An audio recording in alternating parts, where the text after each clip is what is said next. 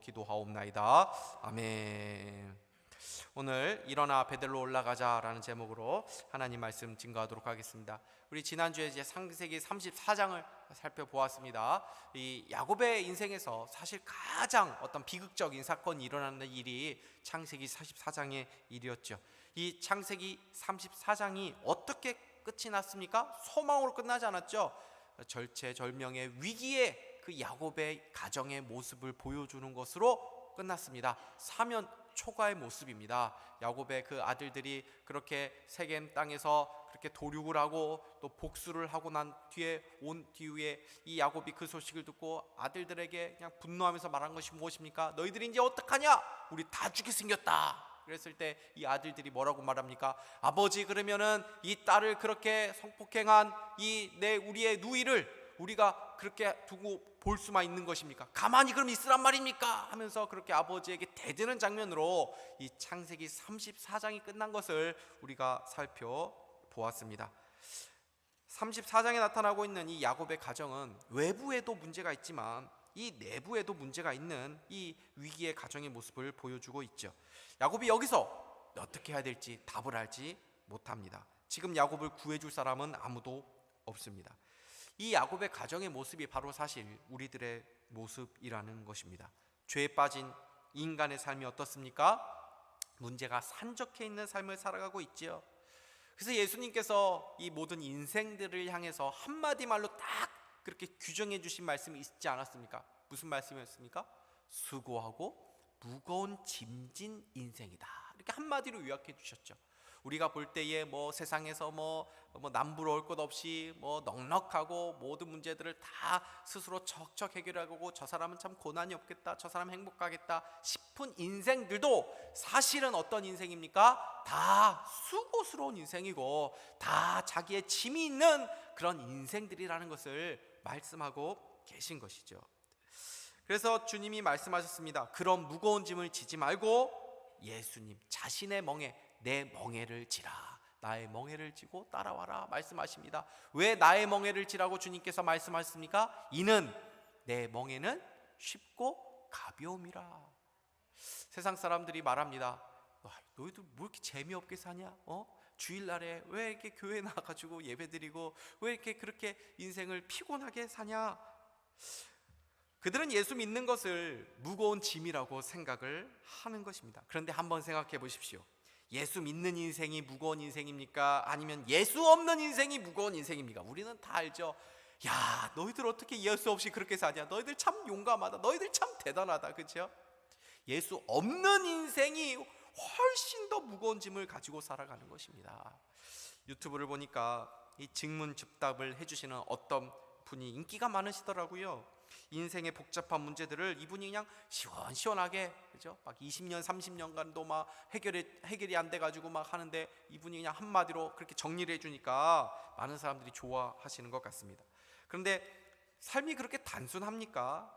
답은 쉽게 그렇게 말을 해줘가지고 속은 시원한데 문제는 무엇입니까?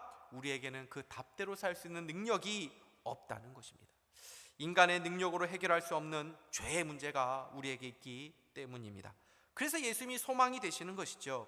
모든 종교는 가르침을 주고 또 깨달음을 줄 수 있어도 그렇게 살 수 있는 능력을 주지는 못하는 것입니다. 그러나 성경은 말씀합니다. 복음은 뭐라고요? 답이 아니라 능력이다. 그렇죠? 하나님의 나라는 말에 있는 것이 아니라 어디에 있다고요? 능력에 있다라고 말씀하는 것입니다. 그래서 예수님은 답을 알려준 종교 지도자가 아니라 수영을 할 수 없는 사람이 물에 빠져 있는데 밖에서 막 수영하려면 그렇게 허둥대면 안 돼, 침착해야 돼, 일단 숨부터 쉬어야 돼 하면서 그렇게 가르쳐주는 그런 분이 아니라 그 물속에 뛰어들어서서 우리를 구원하신 구원자가 되시는 것이죠. 절대 위기에 빠진 야곱에게는 자신을 구원할 힘이 지금 없었습니다. 그때 하나님께서 야곱을 찾아오십니다. 35장 1절 말씀을 제가 읽도록 하겠습니다. 하나님이 야곱에게 이르시되 일어나 베델로 올라가서 거기 거주하며 내가 내 형 에서의 낯을 피하여 도망하던 때에 내게 나타났던 하나님께 거기서 제단을 쌓아라 하신지라. 34장에는 하나님이라는 단어가 한 번도 등장하지 않았다고 말씀을 드렸죠. 근데 35장 시작하면서 뭐로, 어떤 단어로 시작하고 있습니까? 하나님이라는 단어로 35장에서 시작을 하고 있습니다. 그리고 35장에는 이 하나님이라는 단어가 11번에 걸쳐서 나오는 것을 보게 되는 것입니다. 하나님이 야곱의 문제를 수습하기 위해서 야곱의 삶에 개입하고 지금 나타나고 계신 것입니다. 야곱이 먼저 하나님 찾은 것이 아닙니다. 하나님이 먼저 야곱을 찾아오신 것이죠. 이것이 바로 우리 인생입니다. 야곱은 하나님을 기억하지 못하고 하나님을 찾지도 못했지만 하나님이 야곱을 기억하고 하나님이 야곱을 찾아오셨습니다. 야곱은 하나님을 떠났지만 하나님은 야곱을 떠나지 않으셨습니다. 야곱은 하나님의 손을 뿌리치고 세상을 선택했지만 하나님은 야곱의 손을 결코 놓지 않고 계셨다는 것입니다. 이 말씀을 준비하는데 오래전에 제 첫째가 4살 때 일이 생각이 나더라고요. 이 4살이 어떤 때입니까? 우리가 말하죠, 미운 4살이라고. 가장 고집을 부릴 때가 이제 4살 때 아닙니까? 그래서 이 첫째 딸이 밤이 컴컴한데 갑자기 집 밖에 나가겠다는 것입니다. 그래서 안 돼, 자야 돼, 뭐 이렇게 하는데 나가겠다고 고집을 부리는 것입니다. 저도 뭐 그때 첫째가 4살밖에 안 됐으니까 뭐 초보였고, 그러니까 저도 막 화가 나가지고 그래 그럼 나가 하면서 문까지 제가 친절하게 열어줬거든요. 그랬더니 이 아이가 그러면 무서워서 안 나갈 줄 알았는데 나가는 것입니다. 제가 그 뒤따라갈 수 있겠습니까? 뒤따라가면은 앞으로도 제가 고집 부리면은 이제 그런 일이 계속 반복될 수 있는데, 그래 여기서 내가 꺾이면 안 돼 해가지고 제가 뒤따라하지 않았거든요. 문을 오히려 닫았습니다. 딱 닫았습니다. 그러면서 제가 어떻게 했을까요? 그 문에서 이 아이가 어떻게 하나 지켜보는 거죠. 예, 밤에 애가 막 어디 가면 안 되잖아요. 그러니까 이 아이가 어디 가지? 근데 막 가는 것입니다, 혼자서. 그러더니 제 눈의 시야에서 사라지는 것입니다. 제가 어떻게 했을까요? 그렇죠, 문 열고 몰래 따라가는 것입니다. 따라가서 봐야죠. 애가 어떻게 되면 안 되잖아요. 그죠? 하나님께서 우리 인생 가운데 우리가 고집을 부릴 때가 있단 말이죠. 그때 하나님께서 때로는 그래 한번 해봐라 하면서 허용하실 때가 있습니다. 그 고집을 통해서 또 우리가 배우는 것이 또 있기 때문입니다. 그러나 하나님이 우리를 포기하신 것입니까? 그것이 아닙니다. 부모가 자녀를 결코 포기하지 않는 것처럼 하나님도 우리를 결코 포기하지 않으시는 것입니다. 여러분, 우리에게 이런 담대함이 있어야 합니다. 위기를 만났을 때 정신을 차리고 우리가 생각해야 됩니다. 하나님이 나를 망하게 하시겠어? 이 담대함이 있어야 되는 거죠. 하나님이 지금도 나를 붙잡고 계시다, 나와 함께하고 계신 줄 저는 믿습니다 하는 이 믿음의 고백이 필요하다는 것입니다. 야곱은 위기를 만났지만 이 위기는 하나님을 경험하는 축복의 기회가 되었습니다. 신자의 삶에 닥친 위기는 반드시 위기에서 끝나지 않고 하나님을 경험하는 기회가 되는 줄 믿으시기를 바랍니다. 하나님이 야곱에게 나타나셔서 하신 말씀 무엇입니까? 일어나 베델로 올라가서 거기 거주하며 내가 내 형 에서의 낯을 피하여 도망하던 때에 내게 나타나셨던 하나님께 거기서 제단을 쌓아라 말씀하셨습니다. 하나님께서 지금 야곱에게 나타난 말씀 무엇입니까? 약간 야곱이 원하는 말하고는 조금 다르죠. 야곱이 원하는 그 하나님의 말씀은 무엇이었을까요? 내가 도와줄게, 내가 너와 함께 할게, 내가 너 지켜줄 테니까 걱정하지 마 라고 하는 그 직접적인 답을 하나님께서 말씀해 주시면 더 좋았을 텐데, 그렇게 말씀하지 않고 뭐라고 말씀하십니까? 네가 서원했던 그 베델로, 나에게 내가 너와 함께 했던 그때를 기억하고 그 하나님께 나와봐라 라고 말씀하고 계시는 것입니다. 여러분, 우리 삶에 다양한 문제들이 일어나도 답은 하나입니다. 모든 문제의 근원은 영적인 문제와 연결되어 있는 것입니다. 그래서 우리가 환난 날에 하나님을 찾아야 합니다. 하나님께 가까이 나아가야 합니다. 그것이 답입니다. 시편 46편 1절 우리 같이 한번 읽겠습니다. 시작. 하나님은 우리의 피난처시오 힘이시니 환난 중에 만날 큰 뭐라고요? 도움이시라. 할렐루야. 올해 우리 교회 포효가 무엇입니까? 하나님은 나의 도움이시라. 그죠? 여러분이 어떤 죄 가운데 있더라도 상관없습니다. 여러분이 어떤 고난 가운데 있더라도 상관없습니다. 어떤 상처와 실패, 어떤 모양이다 하더라도 하나님께 나아가면 되는 것입니다. 그것이 모든 문제를 푸는 마스터키가 되는 것입니다. 야곱이 지금 그 믿음의 고백을 하고 있습니다. 3절 제가 읽겠습니다. 우리가 일어나 베델로 올라가자. 내 환난 날에 내게 응답하시며 내가 가는 길에서 나와 함께 하신 하나님께 내가 거기서 제단을 쌓으려 하노라. 아멘.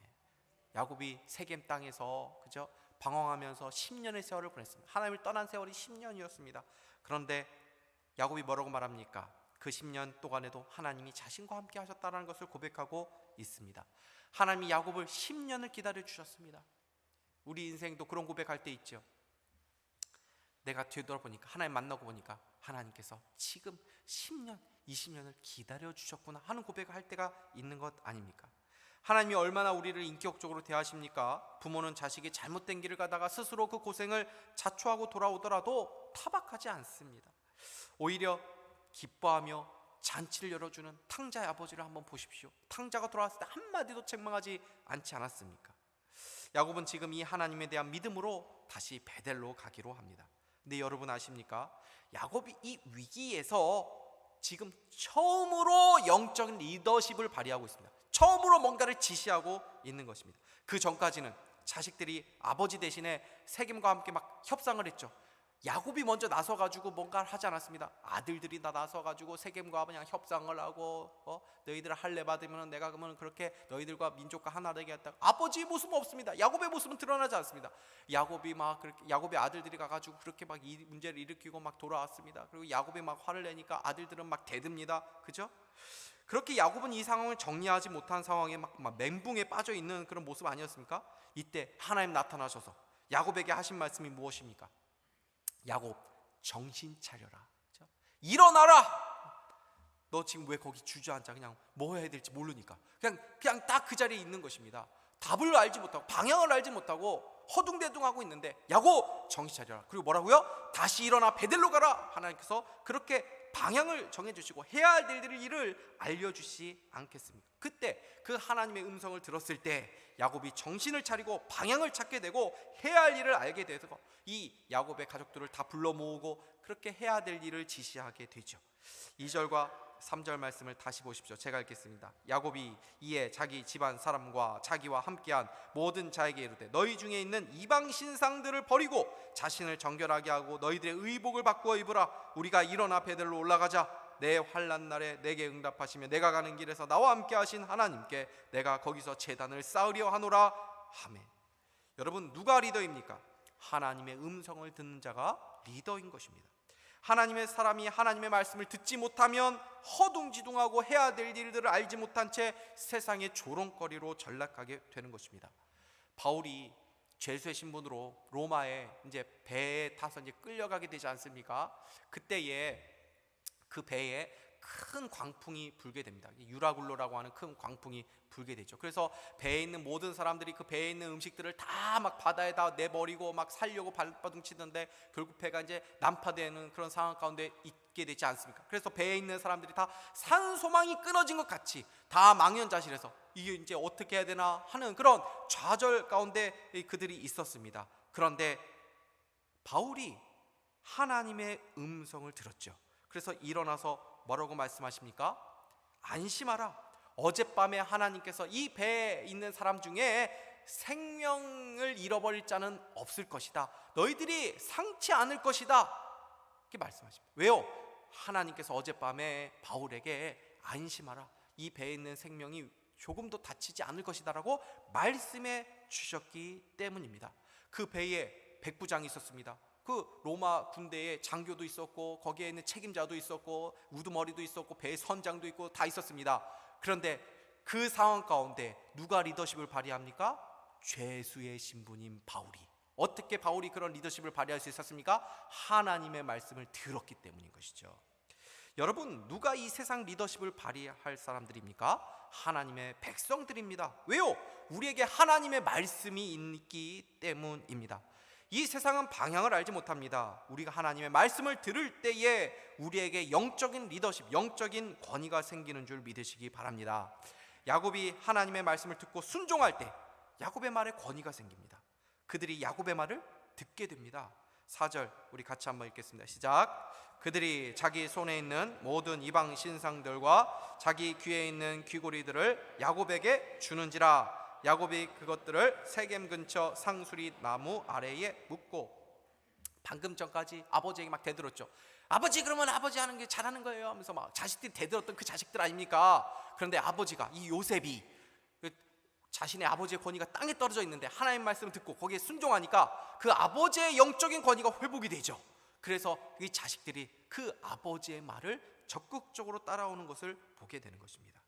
하나님이 야곱에게 우상을 버리고 성결케 하라고 말씀하시지는 않으셨습니다.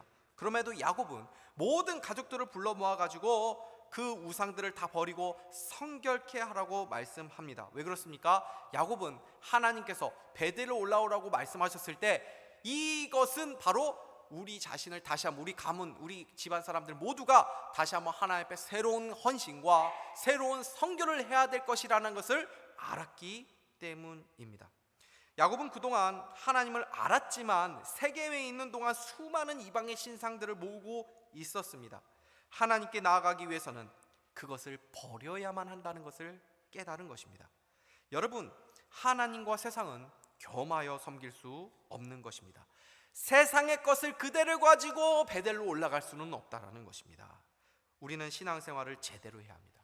우상 숭배는 절에 가거나 또 나무와 돌을 섬기는 것만 말하는 것이 아닙니다. 예수님을 섬긴다고 하면서 예수님과 함께 세상을 섬기는 것이 바로 우상을 섬기는 일이라는 것입니다. 이스라엘은 한 번도 하나님을 버린 적 없었습니다. 근데 하나님 뭐라고 말씀하시냐면 이스라엘에게 너희들은 나를 버렸다, 나를 떠났다라고 말씀하셨습니다. 아닙니다. 이스라엘은 여전히 하나님께 제사를 드렸고 하나님이 해야 될 그 종교적인 일들을 충실히 해오고 있었습니다. 그런데 왜 하나님은 이스라엘 백성들에게 너희들은 나를 버렸다, 너희들은 나를 떠났다, 너희들은 우상을 섬겼다라고 말하고 계십니까? 이스라엘이 하나님과 세상 우상을 겸하여 섬기고 있었기 때문입니다. 이제 2023년도 이제 불과 이제 한 2달여 남았죠. 참 시간이 빠릅니다. 23년도라는 것이 아직도 익숙하지가 않은데 벌써 23년도가 다 지고 24년도가 온다라고 합니다.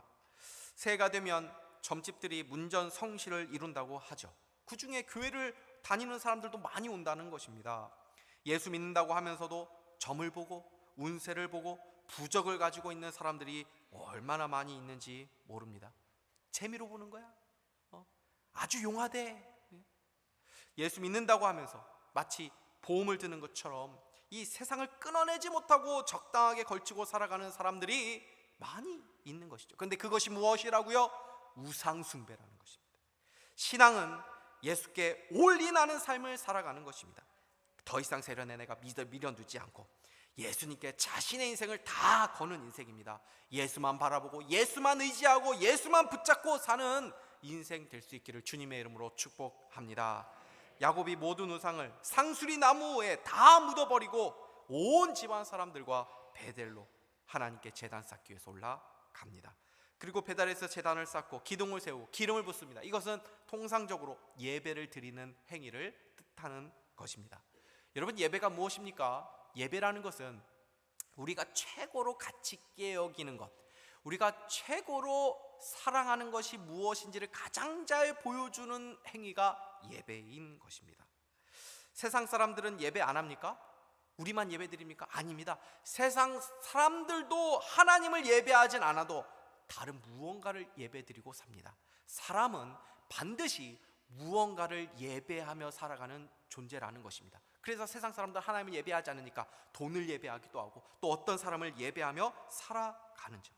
여러분 기억하십시오. 하나님을 예배하지 않으면 반드시 다른 무언가를 예배하고 살아가게 되는 것입니다.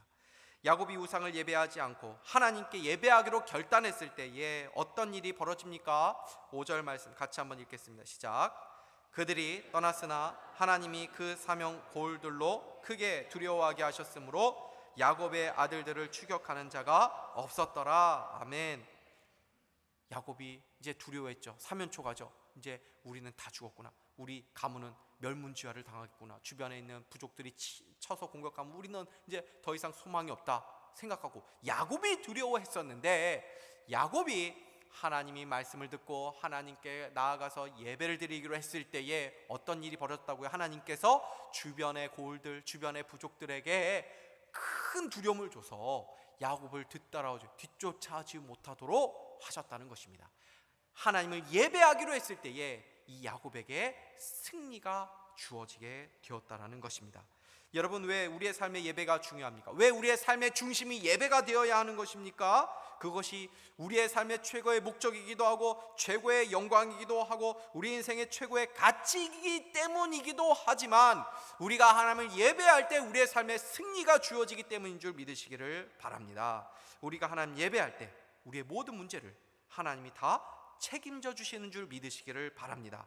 우리의 삶에 어떤 문제가 있더라도 모든 염려, 불안, 근심, 그것들을 다 믿음으로 하나님 앞에 맡기고 이 시간 하나님만 바라면서 전심으로 하나님의 은혜를 구하며 하나님을 예배할 때 하나님께서 우리의 모든 상황 가운데 승리를 주실 줄 믿으시기를 바랍니다. 하나님은 예배하는 야곱을 축복하십니다. 그 축복의 내용이 크게 세 가지인데, 첫 번째는 다시는 야곱이라 부를 것이 아니요 이스라엘이라고 부를 것이다 라는 것이고, 두 번째는 많은 이 후손들을 주시겠다라는 약속이고, 마지막으로는 많은 땅을 차지하게 하실 것이다 라는 약속입니다. 야곱에게 하나님이 이 세 가지를 지금 축복하고 계신데, 여러분 보실 때에 이 축복이 새로운 것입니까? 아니죠. 이미 야곱에게 하나님께서 한 몇 차례 나타나셔서 하셨던 말씀과 크게 다르지 않는 내용을 지금 다시 말씀하고 계신 것입니다. 그러면 왜 하나님께서 마치 처음 이 약속하시는 것처럼 이렇게 다시 말씀을 해주시는 것일까요?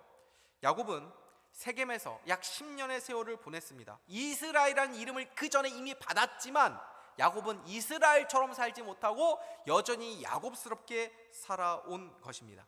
야곱은 여전했습니다. 그러나 하나님도 여전합니다. 변화되지 않는 야곱도 대단하지만 그 야곱을 포기하지 않는 하나님도 대단하죠. 하나님 말씀하십니다. 네 모양과 내 모양, 그 꼴이 뭐 어떠하다 하더라도 그러한 내 모습과 상관없이 너와 한 나의 약속, 너에 대한 나의 계획은 결코 취소되지 않았다고 하는 것을 지금 다시 한번 확인시켜 주는 것입니다. 그런데 그런 축복 뒤에 야곱의 삶에 어떤 일이 일어나는지를 한번 보십시오.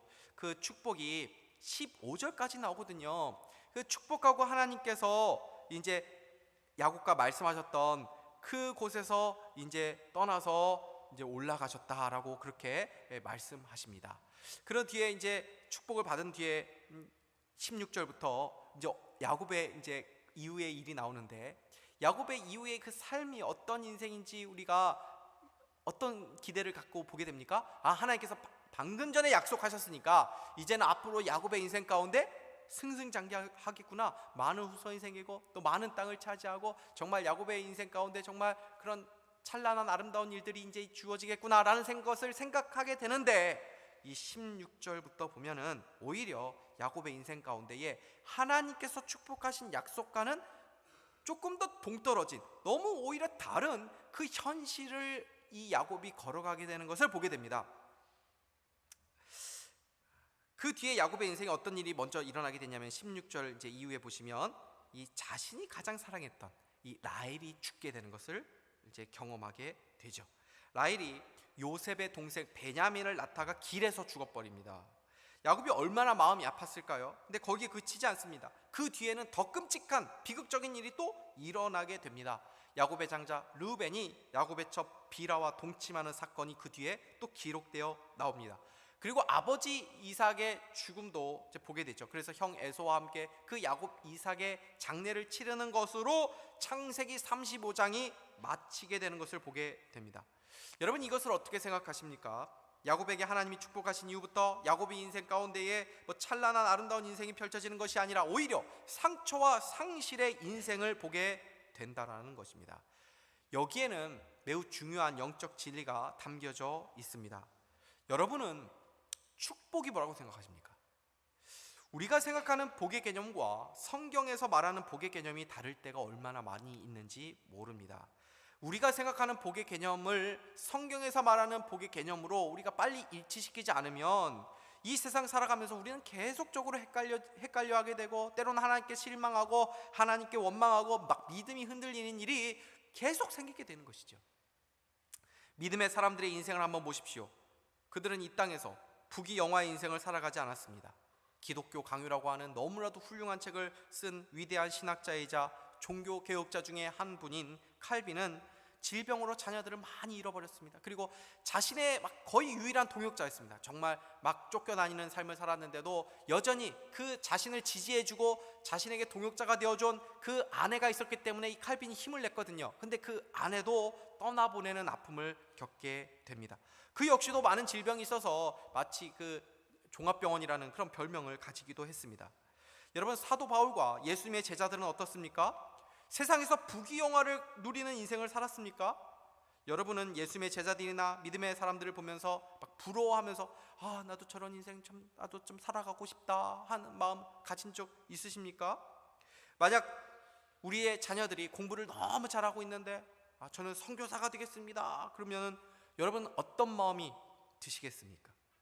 제가 운전을 하면서 이제 기독교 방송 그 라디오를 듣는데 그 대천덕 이제 신부님이 계셨던 이 예수원에 다녀온 그 사람의 이야기가 나오더라고요. 지금은 대천덕 신부님이 이제 소천하시고 그 사모님이 예수원에 이제 계시다고 하는데 그분이 사시는 이제 집에 이제 들어갔다는 것입니다. 그래서 이제 부엌에서 사모님이 일하시는데 좀 도와드릴 일이 있을까 해가지고 이제 부엌에 본인도 들어가려고 했는데 그 부엌이 얼마나 작던지 한 사람만 들어가면 더 이상 사람이 들어갈 수 없는 공간이어가지고 도와드리지 못했다, 뭐 그런 얘기가 나오더라고요. 우리 가정 주부님들 쾌적한 이 주방 환경 가지고 싶지 않으십니까? 그런데 그런 좋은 집에 사는 것이 복입니까? 성경에서 말하는 축복이 무엇입니까? 성경에서 말하는 복이 잘 나와 있는 것이 팔복이죠. 근데 팔복, 복되도다라고 시작하는 이 팔복, 복 있는 사람이다라고 말하는 이 팔복의 그 사람들은 누구를 얘기하고 있습니까? 심령이 가난한 자는 복이 있나니, 애통하는 자는 복이 있나니, 그 신앙 때문에 세상에서 핍박당하고 미움을 받는 자들은 복이 있나니. 그 복들이 다 무엇입니까?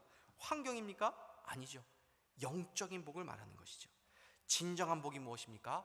진정한 복은 하나님이라는 것입니다. 그래서 하나님께 가까이 하는 것이 내게 복이다 라고 말씀하고 계신 줄 믿으시기 바랍니다. 그 하나님이 내 인생 속에 들어오셔서 참 내 인생 어떤 인생입니까? 지푸라기만도 못하고 마른 막대기만도 못한 그 인생인데, 그 인생 가운데 하나님이 오셔서 그 인생 가운데 하나님의 뜻과 계획을 담아 놓으시고 그 계획을 이루시는 인생이 복 있는 인생이라고 말씀하는 것입니다.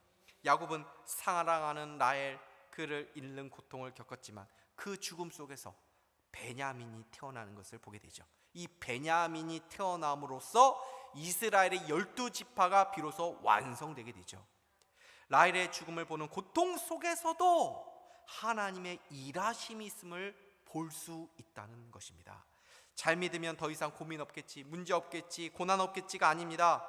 그런 생각하게 되면 우리는 계속 혼란하고 하나님을 원망하게 되고, 내가 신앙이 있는데 내 삶은 왜 이 모양인가 하는 생각을 계속하게 되는 것입니다.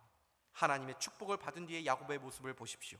야곱은 이러한 계속되는 고통과 상실 속에서도 일희일비하지 않습니다. 자신의 인생에 일어나는 일을 보면서 하나님이 계시니 안 계시니, 하나님이 나를 사랑하시니 안 사랑하시니, 그렇게 하는 수준이 아닙니다. 어떤 상황에서도 야곱은 하나님에 대한 신뢰를 보이고 있죠. 이제 그것을 어떻게 알게 됩니까? 베냐민이라고 하는 이름을 짓는 모습 속에서 알게 되죠. 18절 우리 같이 한번 읽겠습니다. 시작. 그가 죽게 되어 그의 혼이 떠나려 할 때에 아들의 이름을 베논이라 불렀으나 그의 아버지는 그를 베냐민이라 불렀더라. 라헬이 죽어가면서 자신이 낳는 그 아들의 이름을 뭐라고 지었습니까? 베논이라고 지었다는 것입니다. 근데 그 아버지 야곱이 베냐민이라고 바꿨다는 것입니다. 베논이라는 이름의 뜻은 슬픔의 아들이다 라는 뜻입니다. 그런데 야곱이 뭐라고 바꿨습니까? 베냐민. 이 베냐민의 뜻은 오른손의 아들이라는 뜻입니다.